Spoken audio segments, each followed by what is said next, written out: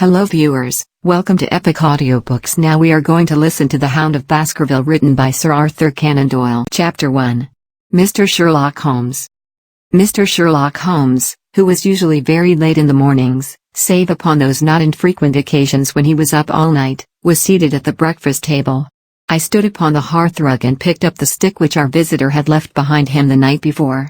It was a fine, thick piece of wood, bulbous-headed, of the sort which is known as a Penang lawyer.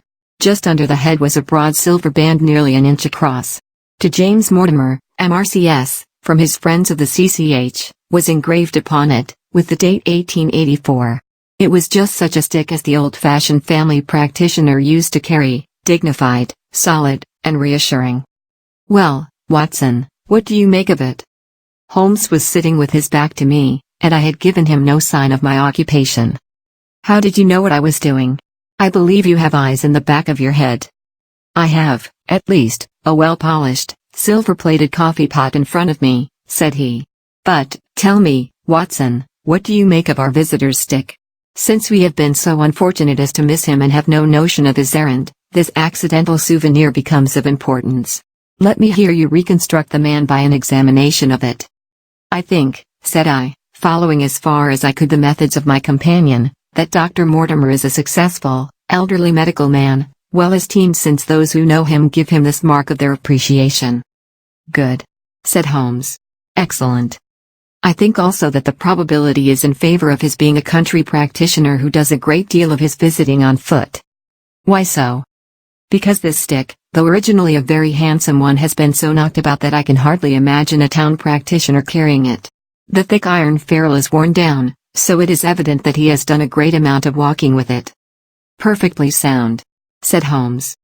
"And then again, there is the friends of the C.C.H. I should guess that to be the something hunt, the local hunt to whose members he has possibly given some surgical assistance, and which has made him a small presentation in return." "Really, Watson, you excel yourself," said Holmes, pushing back his chair and lighting a cigarette. "I am bound to say that in all the accounts which you have been so good as to give of my own small achievements you have habitually underrated your own abilities. It may be that you are not yourself luminous, but you are a conductor of light. Some people without possessing genius have a remarkable power of stimulating it. I confess, my dear fellow, that I am very much in your debt." He had never said as much before, and I must admit that his words gave me keen pleasure, for I had often been piqued by his indifference to my admiration and to the attempts which I had made to give publicity to his methods. I was proud, too, to think that I had so far mastered his system as to apply it in a way which earned his approval. He now took the stick from my hands and examined it for a few minutes with his naked eyes.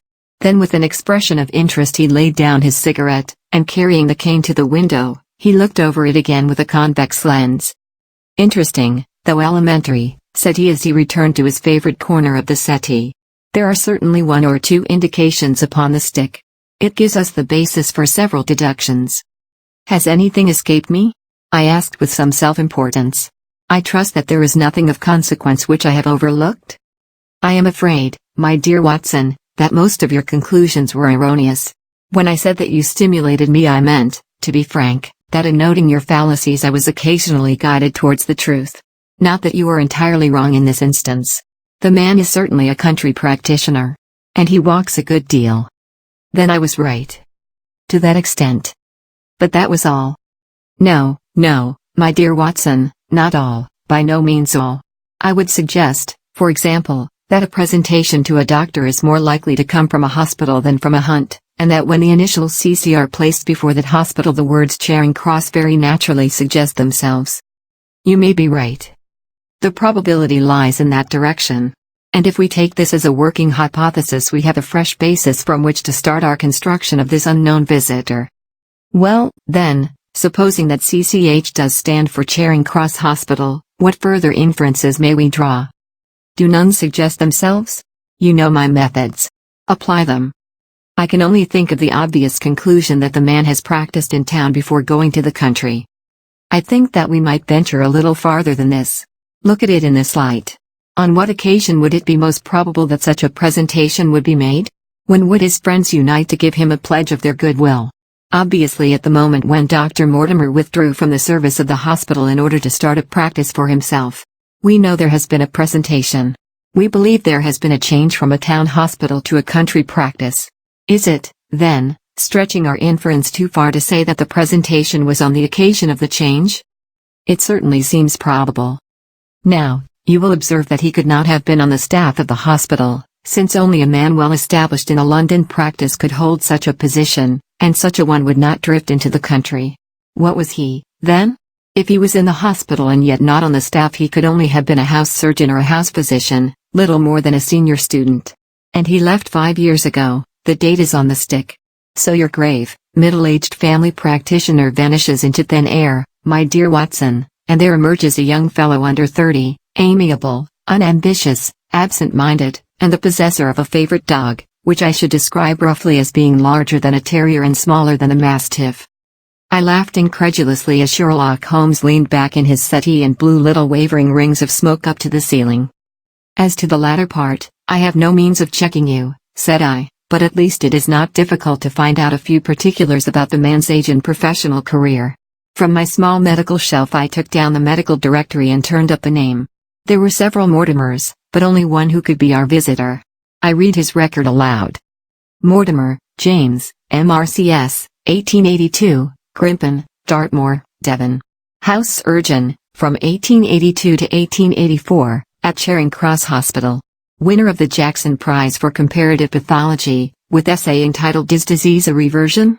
Corresponding member of the Swedish Pathological Society. Author of Some Freaks of Atavism, Lancet 1882. Do we progress? Journal of Psychology, March, 1883. Medical officer for the parishes of Grimpen, Thorsley, and High Barrow. No mention of that local hunt, Watson, said Holmes with a mischievous smile, but a country doctor, as you very astutely observed. I think that I am fairly justified in my inferences. As to the adjectives, I said, if I remember right, amiable, unambitious, and absent-minded. It is my experience that it is only an amiable man in this world who receives testimonials, only an unambitious one who abandons a London career for the country, and only an absent-minded one who leaves his stick and not his visiting card after waiting an hour in your room. And the dog? Has been in the habit of carrying this stick behind his master.